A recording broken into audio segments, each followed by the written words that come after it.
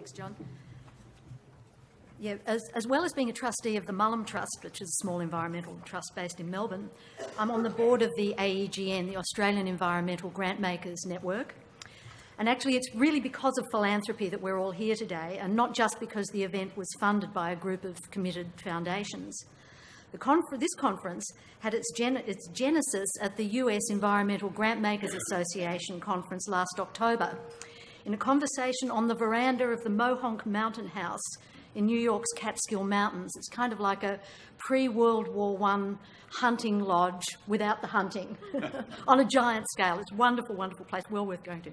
Anyway, a conversation there on the veranda with two of the key players in the global divestment movement, Ellen Dorsey, who's CEO of the Wallace Global Fund and an absolute powerhouse pushing for divestment in the philanthropy world.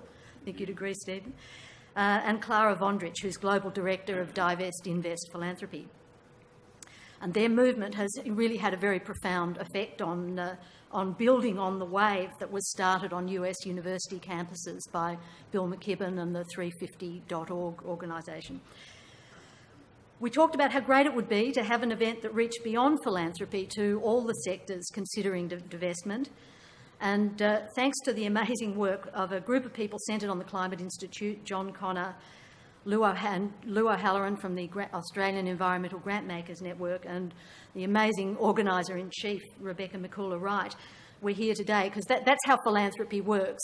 Philanthropy comes up with the dollars and now and then with the ideas for projects, but relies on our NGOs to actually deliver the real stuff, the content and the organisation, and really make it happen. So the night before that chat on the veranda with Divest Invest, there'd been veranda drinks where the handful of Australian philanthropists at the conference had met with Michael Northrop. He's Director of the Sustainable Development Program at Rockefeller Brothers Fund. And he's a long-time friend of the AEGN, our Grantmakers Network. We shared a trip with him, we hosted a trip with him to look at the Great Barrier Reef in 2014, which was already a pretty depressing event, I have to say. But Michael told us that the president of Rockefeller Brothers Fund was planning to visit Australia early in the new year, and that gave us a deadline once Stephen Heintz had agreed to speak to us today. Stephen Heintz has been president of Rockefeller Brothers since 2001, I believe.